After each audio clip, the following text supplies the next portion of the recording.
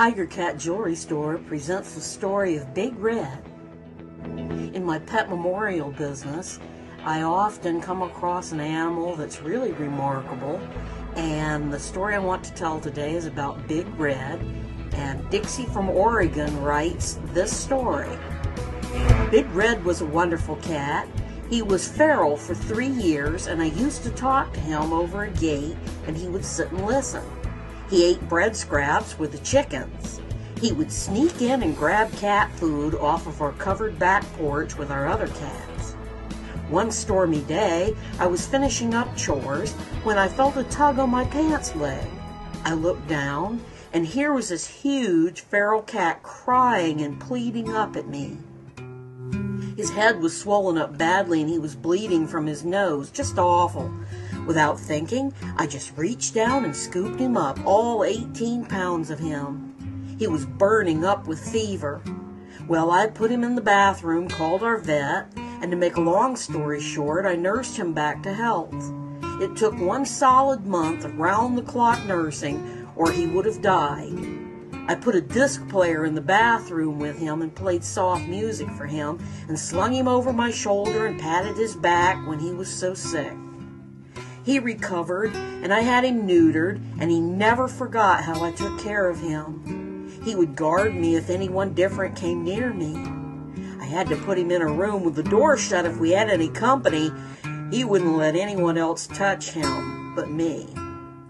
He had a wonderful sense of humor, too, and would play and charge me with his tail all fuzzed up. When I had my bouts with bronchial pneumonia, he wouldn't leave me, even to eat. I had to make sure I had food right there he wouldn't have eaten. When I coughed, bless his heart, he would put his paw over my mouth and look so sad. I really believe in his heart he understood, as he had had asthma himself and had to be on medication and taken care of several times a year when he would be under the weather. His heart was weak, and the vet said he didn't understand how Big Red could have lived so long. He kept on telling me that he was living on love. I know he was, because I truly loved him. Last July, I knew he just wasn't able to enjoy life anymore, and I made the difficult decision to have him put to sleep. It was very hard, but I know his wonderful spirit lives on. I saw your website and decided that a pendant with his face on it would make a good keepsake to remind me of him, as if I could ever forget. When Big Red passed, we had another kitty named Allie, who was 22 years old. She and Big Red were like Dr. McCoy and Mr. Spock. Red would try to pop her in the hind end with his paw, then try to run away before she could turn around and pop him between the eyes.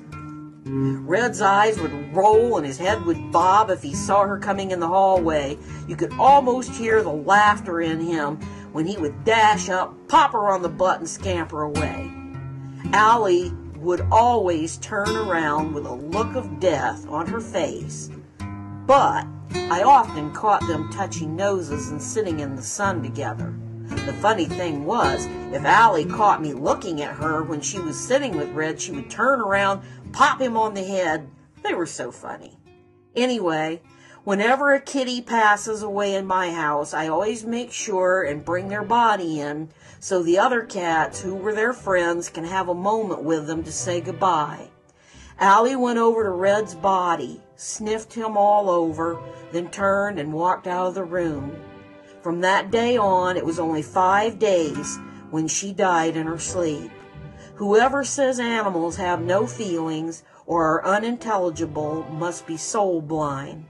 One more thing that happened that made us all amazed was that Red's children, who we've had since they were born and are all feral but neutered and spayed, and who live in our covered porch, did something very unusual the day after he passed. These kitties, 2 females and 1 male, never let me touch them. I just put the food out for them and change their bedding and water, etc. They will get close when morning rolls around, and they are hungry, of course, but the day after Big Red passed, I was walking down the hallway. and I noticed all the cats were waiting at the double glass doors to the back porch. It was the wrong time of the day, being around 11 in the morning, for them to be waiting for their food. It was so strange. I opened the door and walked out, and they gathered right in front of me and let me pet them. Each one came up to me and rubbed up on me and purred and nuzzled me. My mother said it was like they were saying thank you for taking care of our father. I petted them for as long as I liked. Then everything went back to like it was before. I couldn't touch them. It's still that way today. Amazing.